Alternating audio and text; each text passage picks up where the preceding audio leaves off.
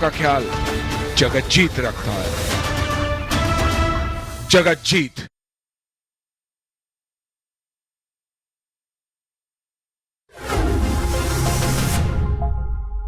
नमस्कार, हमारे special programme दिल से दिल तक हेल्दी हार्ट टॉक शो में आपका बहुत बहुत स्वागत है। कहते हैं कि दिल जिसका सेहतमंद उसके पास है हैप्पी लाइफ का मंत्र, लेकिन मौजूदा वक्त में दिल की बीमारियों के खतरे कुछ ज्यादा बढ़ गए हैं। हैरानी तो यह है कि स्वस्थ लोगों में भी सडन हार्ट अटैक देखा गया है। इसलिए दिल से दिल तक हेल्दी हार्ट टॉक शो हर भारतीय को हृदय रोगों के बारे में एजुकेट, अवेयर और अलर्ट करने की एक पहल है।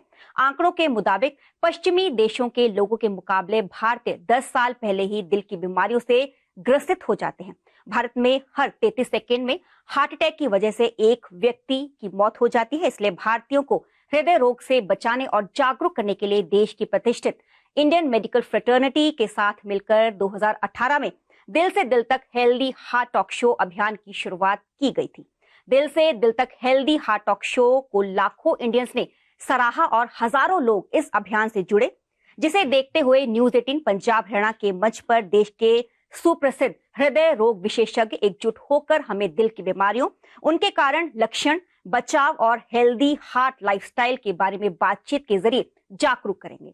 इसी कड़ी में आज हमारे साथ हैं देश के जाने माने heart specialist doctor Saurabh Mehrotra, cardiologist and professor in PGI Chandigarh, doctor Anurag Sharma, interventional cardiologist and chairman of cardiology, Ojas super speciality hospital Panchkula, और doctor Harpreet Singh Gilhotra, director and head of department cardiology, Sohana hospital, Mohali. Welcome to Dil Se दिल तक हेल्दी हार्ट टॉक शो। आइए बातचीत का यह सफर अब शुरू करते हैं। डॉक्टर सौरभ मल्होत्रा, सबसे पहले हमें यह बताइए कि क्या यह सच है कि post Covid sudden heart attack और हार्ट डिजीजेस के केसेस काफी तेजी से बढ़ रहे हैं? अगर हाँ, तो इसके मुख्य कारण क्या हैं और क्या पूरी तरह सेहतमंद इंसान को दिल का दौरा पड़ सकता है?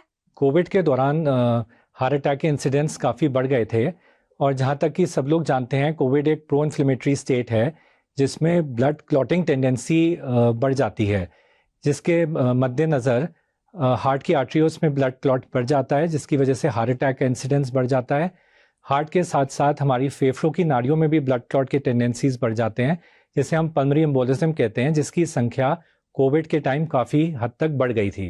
Besides heart attack and pulmonary embolism, heart muscle inflammation का इंसिडेंस कोविड के टाइम काफ़ी देखा गया था, जिसे हम मायोकार्डाइटिस कहते हैं, जिसकी वजह से हार्ट फेलियर का इंसिडेंस और हमारी धड़कन बढ़ने की बीमारियों का इंसिडेंस, जिसे वेंट्रिकुलर अर्थमियाज कहते हैं, उसका इंसिडेंस भी कोविड के टाइम काफ़ी हद तक बढ़ गया था, और इससे सडन डेथ के इंसिडेंस काफ़ी अधिक मात्रा में देखे गए थे। तो कोविड एक multi system multi organ involvement disease है, जिसकी वजह से heart attack and fatal arrhythmias and sudden death के इंसिडेंट्स बढ़े थे। जहाँ तक आपका सवाल है कि क्या कोविड के बाद जिनको कोविड पहले हुआ था उनके आफ्टर इफेक्ट्स अभी तक देखे जा रहे हैं, इसका एविडेंस फिलहाल हमारे पास नहीं है कि जिनको पहले कोविड हुआ था उनका हार्ट अटैक का इंसिडेंस आगे सालों में बढ़ रहा है या नहीं, ये हमें अभी तक नहीं पता है। Doctor Anurag Sharma, high blood pressure के क्या कारण और लक्षण हैं? इसके इलाज और दवाओं के बारे में हमें कुछ बताइए। क्या लाइफस्टाइल में बदलाव बीपी मैनेजमेंट में कोई मदद कर सकता है? ब्लड प्रेशर की बीमारी का मुख्य कारण जो मैं जानता हूं कि एक तो है family history of blood pressure. अगर आपके पेरेंट्स में ब्लड प्रेशर की बीमारी है तो आपको ब्लड प्रेशर होने का चांस बढ़ जाता है। सेकेंड है आपका अगर ओवरवेट है, ये रिवर्सिबल कारण है। सेकेंड है किडनी आपकी डिजीज़ है, अगर आपको किडनी में स्टोन्स हैं या आपको पहले कोई किडनी में इन्फ्लेमेशन हुई है, ग्लोमेरुलोनेफ्राइटिस के आप पेशेंट रहे हो कि बचपन में या कुछ ऐसे, तो भी लॉन्ग टर्म में जाके आपको ब्लड प्रेशर की प्रॉब्लम हो सकती है। कुछ और कारण होते हैं जो यंग हाइपरटेंसिव में होते हैं, जैसे कोऑक्टेशन ऑफ एओर्टा, जिसका बहुत ही कम उम्र है, मान लो 20 साल 25 साल में ही अगर ब्लड प्रेशर बहुत ज़्यादा बढ़ गया है तो रीनल आर्टरी स्टेनोसिस, ये कुछ कारण होते हैं जिससे ही हम डायग्नोज कर सकते हैं। और अदरवाइज एक एसेंशियल हाइपरटेंशन होती है जो 90-93% केसेस में पाई जाती है। बेसिकली इसका मतलब होता है कि कोई रिस्क फैक्टर हमें पता नहीं लगा, बट पेशेंट्स का ब्लड प्रेशर जो है वो रक्तचाप बढ़ रहा है।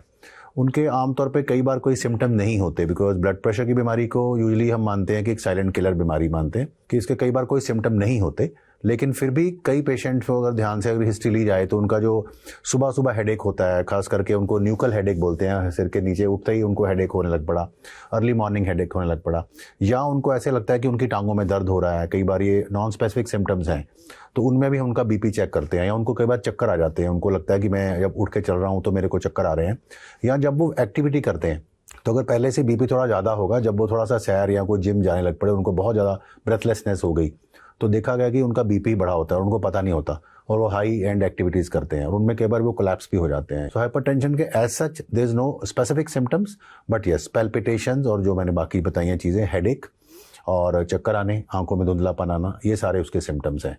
और लाइफस्टाइल का इसके अंदर काफ़ी ज़्यादा रोल है। अगर आप बिल्कुल यंग पेशेंट हैं और कोई रिस्क फैक्टर नहीं है आपको ना तो सिगरेट पी रहे हैं और ना ही डायबिटीज़ है, तो आपको पहले कुछ, अगर आपको माइल्ड या मॉडरेट हाइपरटेंशन है जिसमें कि ज़्यादा हाई ग्रेड हाइपरटेंशन नहीं है, तो आप इसमें लाइफस्टाइल को चेंज करके, लाइफस्टाइल का सबसे जो पहला असूल है उसका वो है कि आप अपना वेट रिड्यूस करें।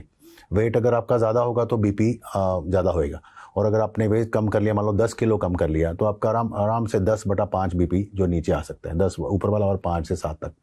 सेकंड इसमें है कि आप नमक अगर ज़्यादा खाते हैं, नमक की ज़्यादा सेवन करते हैं, ऊपर से नमक डालते हैं, तो उसकी इंटेक भी आप कंट्रोल कर सकते हैं। Third is weight reduction and simultaneously increase in the fruits and vegetables.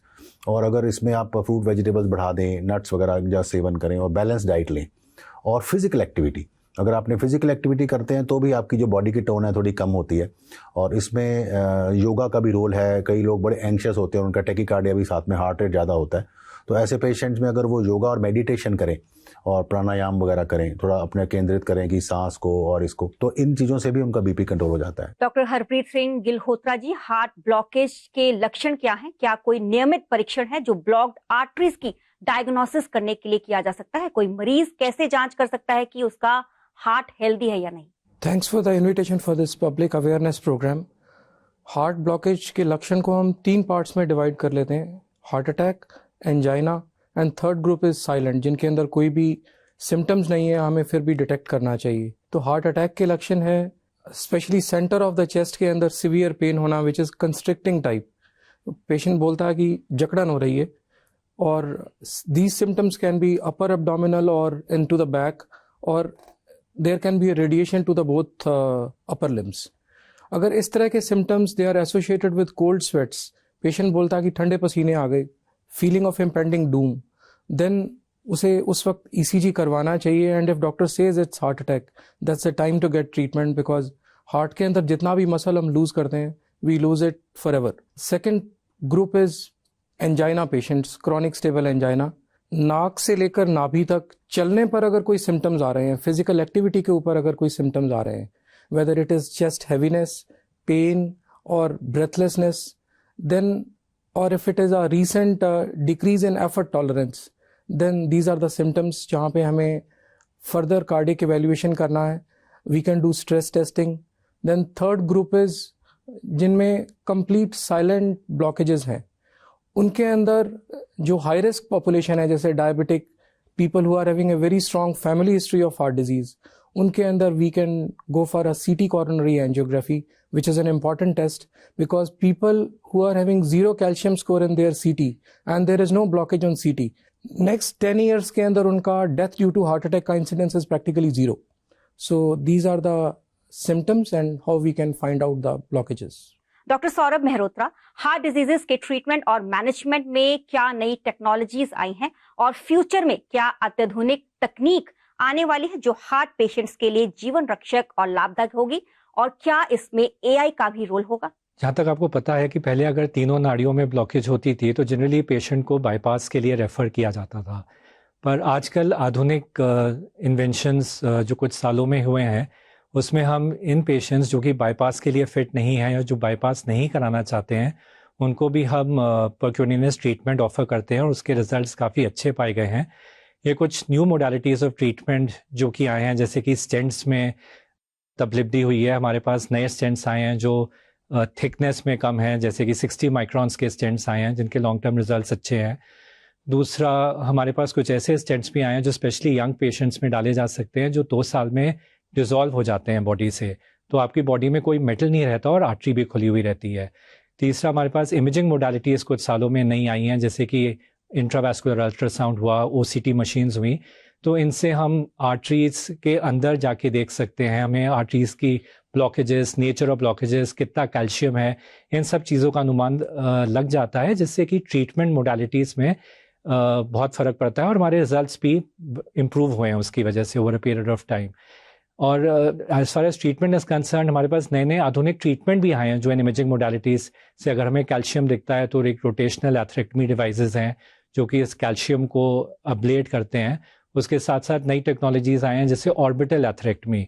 तो ये सब नई टेक्नोलॉजीज़ हैं उस कैल्शियम को डिसॉल्व करने के लिए, जाके हमारे स्टेंटिंग के रिजल्ट्स सर्जरी के रिजल्ट से बेटर हुए हैं over a period of time because of these newer modalities of treatment. ये तो कॉर्नरी और हृदय की नाड़ियों की ब्लॉकेज का सवाल हुआ। इसके ही साथ साथ हमारे पास वाल्व रिप्लेसमेंट के भी अब ऑप्शंस आ गए हैं, जैसे कि आयोटिक वाल्व और मिट्रल वाल्व हम अब दूरबीन से ही, परक्यूटेनियस ट्रीटमेंट से ही रिप्लेस कर देते हैं, स्पेशली जो पेशेंट्स ओल्ड हैं या जिनके बहुत सारी कोमॉर्बिडिटीज़ हैं जिसकी वजह से सर्जरी नहीं की जा सकती है। तो ये भी कुछ newer modalities of treatment over the past 2 to 3 years आए हैं जिन्होंने कार्डियोलॉजी का मैनेजमेंट बिल्कुल चेंज कर दिया है। इसके साथ साथ इन द लास्ट 1 year हमारे PGI में एक रोबोटिक कैथ लैब भी आई है जिसमें हम बाहर बैठ के ही पेशेंट्स को ऑपरेट कर सकते हैं, जिससे कि radiation exposure as well as orthopaedic problems doctors में भी कम हुई हैं। जहाँ तक आर्टिफिशियल इंटेलिजेंस का सवाल है, आर्टिफिशियल इंटेलिजेंस के काफ़ी प्रोजेक्ट्स हम लोगों ने शुरू किए हुए हैं एंड दिस आर्टिफिशियल इंटेलिजेंस से कंप्यूटर डेटा हमारे पास होता है जो कि एनालाइज करता है, इंटरप्रेट करता है और हमें हेल्प करता है डिजीज़ की अकरेंस, प्रोग्नोसिस एंड आउटकम्स को इम्प्रूव करने के लिए। Doctor Anurag Sharma, angiography, angioplasty और बाईपास में क्या अंतर है और क्या यह सच है कि एंजियोग्राफी कराने वाले हर मरीज को एंजियोप्लास्टी करानी होगी? एंजियोग्राफी एक डायग्नोस्टिक टेस्ट है। एंजियोग्राफी है या तो रेडियल आर्टरी से करते हैं या फेमोरल आर्टरी से करते हैं। इससे सिर्फ डायग्नोसिस होता है जो कि 10 से 15 मिनट का टेस्ट है मैक्सिमम। और इसी प्रोसीजर को जब हम आगे ले जाते हैं, जब आर्टरीज में ब्लॉकेज पाया जाता है और ये एमनेबल हो जाता है कि इसका एंजियोप्लास्टी से बेनिफिट होगा पेशेंट को, तो उसको एंजियोप्लास्टी कहते हैं। एंजियोप्लास्टी का मतलब है कि वो टेक्निक जिससे हम ब्लॉकेज को निकालते हैं और इसमें एक तार के द्वारा उसके ऊपर बैलून लिया जाता है और बैलून पे जाके जहाँ पे वो स्टेनोसिस है उसको फैलाया जाता है और उससे उसको ब्रेक किया जाता है, जो एथेरोस्क्लेरोटिक प्लाक है, ताकि एक प्लेटफॉर्म बन जाता है आगे स्टेंट लगाने के लिए। तो उसके बाद फिर एंजियोप्लास्टी प्लस स्टेंटिंग, तो this is angioplasty technique. Then bypass surgery जो है वो एक ओपन हार्ट ऑपरेशन होता है जिसमें कि जो चेस्ट को यहाँ से खोल के और जो सर्जन्स हैं वो वहाँ पे पेशेंट के अपने ही बॉडी से ग्राफ्ट लिए जाते हैं, आर्टिल ग्राफ्ट यहाँ से लेते हैं और पैरों से वीनस ग्राफ्ट लिए जाते हैं लेग से, और उनको इम्प्लांट किया जाता है ताकि जो बाईपास है, जो ब्लॉक है, उसको वो ब्लॉक को कुछ नहीं करते बाईपास में, उसको बाईपास कर देते हैं और नॉर्मल एओर्टा से वो वहाँ पे नॉर्मल आर्टरी होती है वहाँ पे वो उसको इम्प्लांट कर देते हैं। तो ये बाईपास की टेक्निक होती है। बाईपास की टेक्निक में 5 से 7 दिन हॉस्पिटल में रहना पड़ता है और रिकवरी टाइम थोड़ा सा प्रोलॉन्ग होता है। एंजियोप्लास्टी में recovery is very fast. Patient का अगर हार्ट फेलियर नहीं है तो वो 7 days में अपना सारा काम करने जा सकता है। और जहाँ तक आपने ये कहा कि सबको ही एंजियोप्लास्टी के बाद स्टेंट डलवाना पड़ेगा, वो बिल्कुल गलत है और ऐसा बिल्कुल भी नहीं होता है। बिकॉज 30% जो केसेस होते हैं ऑलमोस्ट वो या तो इनसिग्निफिकेंट होते हैं या उनमें स्पाज्म होता है या उनमें कोई ज़रूरत नहीं पड़ती। 50 to 70% तक जो लीजन्स होते हैं उनको मेडिकल मैनेजमेंट से भी ठीक किया जा सकता है, खास करके अगर एंजाइना के पेशेंट हैं, स्टेबल एंजाइना के पेशेंट हैं। और अगर उनसे क्रिटिकल ब्लॉकेज होता है तो ही उनकी 70% से जो ऊपर ब्लॉकेज होती है या काफ़ी थ्रोम्बस है या अल्सरेटेड प्लाक है तो उनको एंजियोप्लास्टी से द्वारा ठीक किया जा सकता है। अगर मल्टीपल ब्लॉकेजेस होंगे, स्पेसिफिकली अगर डायबिटीज़ पेशेंट होगा तो उसको मोस्टली फिर बाईपास के लिए रेफर किया जाता है। So 40% will go for angioplasty, 20% may be for the bypass surgery and कुछ medical therapy and around 20% will be normal also. Doctor Harpreet Singh Gilhotra ji, किसी को पेसमेकर की जरूरत कब होती है? पेसमेकर कितनी तरह के होते हैं? जिस तरह हमारे घर के अंदर पानी की सप्लाई है और इलेक्ट्रिकल सप्लाई है, उसी तरह हार्ट के अंदर भी there is a blood supply and there is electrical supply.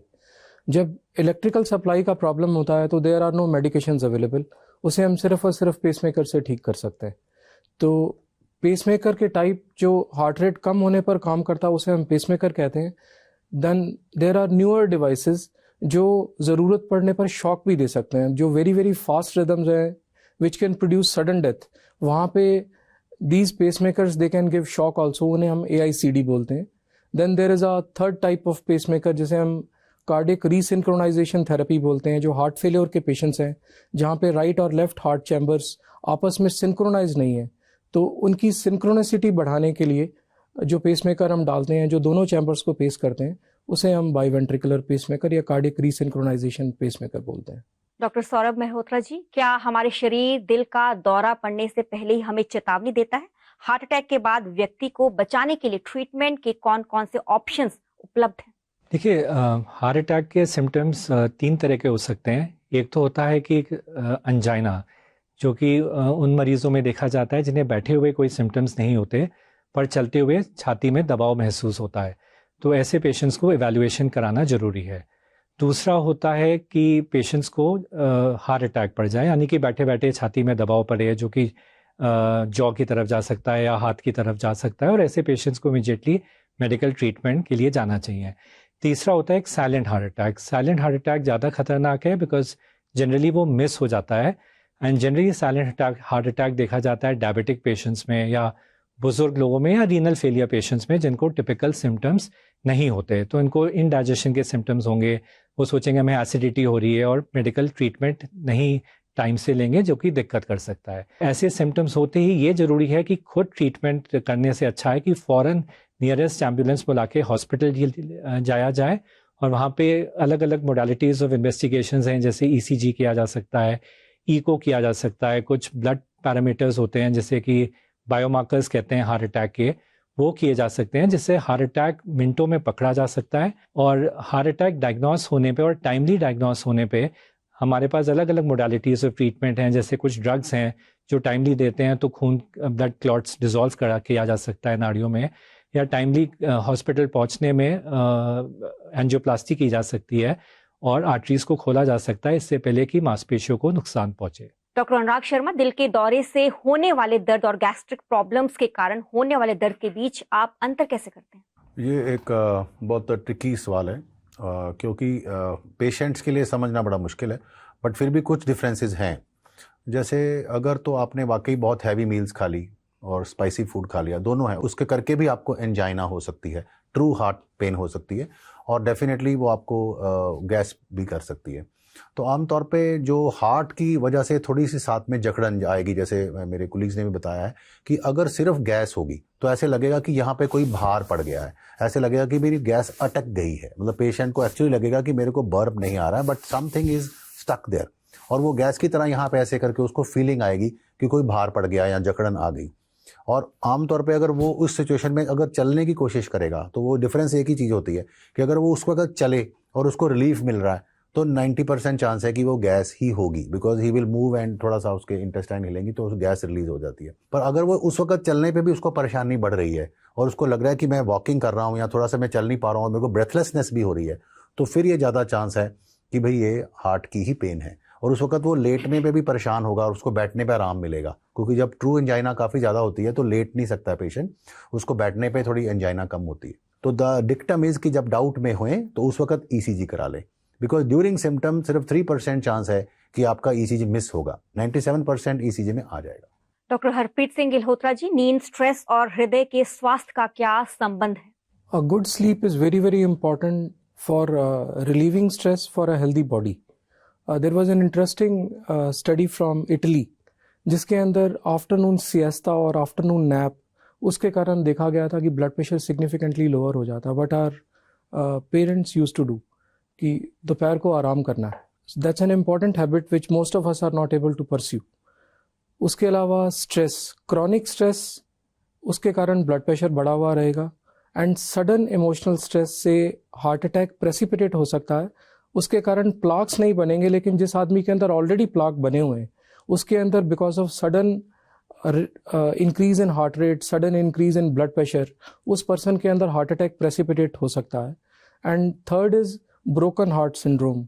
Severe acute emotional stress के अंदर किसी फैमिली के अंदर क्लोज पर्सन्स की डेथ हो गई, तो because of the sudden emotional stress person can go into sudden heart failure, जिसे ब्रोकन हार्ट सिंड्रोम या टाकासुबु कार्डियोमायोपैथी कहते हैं। तो stress relieve is an important part for overall a healthy lifestyle, and healthy lifestyle is important for a healthy heart also. Doctor Saurabh Mehrotra, doctor Anurag Sharma और doctor Harpreet Singh Gilhotra, बहुत बहुत धन्यवाद आप सभी का। बातचीत के जरिए आपने हृदय रोगों से जुड़े जरूरी पहलुओं के बारे में उपयोगी जानकारी और सुझाव हमारे साथ शेयर किए। जाने से पहले हमारे दर्शकों के लिए आप सभी अपना मैसेज भी साझा कर दीजिए कि आज के दौर में हेल्दी हार्ट मैनेजमेंट का किस तरह ध्यान रखना चाहिए। हेल्दी हार्ट के लिए मैं अपने दर्शकों को यही शिक्षा दूंगा कि आप एक हेल्दी डाइट और एक्सरसाइज का पालन करिए। रोज़ सुबह उठ के व्यायाम करना चाहिए, at least 30 minutes a day 5 days a week.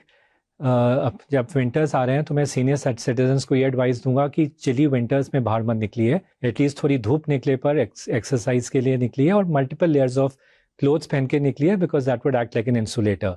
And diet आप अपनी हेल्दी रखिए, दिन में 3 बार खाना जरूर खाइए, ब्रेकफास्ट, लंच एंड डिनर। आजकल के युवा पीढ़ी में ये there is a tendency to drop meals, to have intermittent fasting which is not very good for the body. तो इट इज़ इम्पॉर्टेंट कि आप अपनी मील्स टाइम से लीजिए, 3 time breakfast, lunch and dinner proper लीजिए एंड डेली एक्सरसाइज करिए। मैं ये मैसेज देना चाहता हूँ कि आजकल के जो इंसिडेंट्स को देखते हुए कि लाइफ को थोड़ा आराम से जियो और थोड़ा सा धीरे धीरे चलो, ब्रेक दो, बहुत फास्ट रफ्तार को रोको।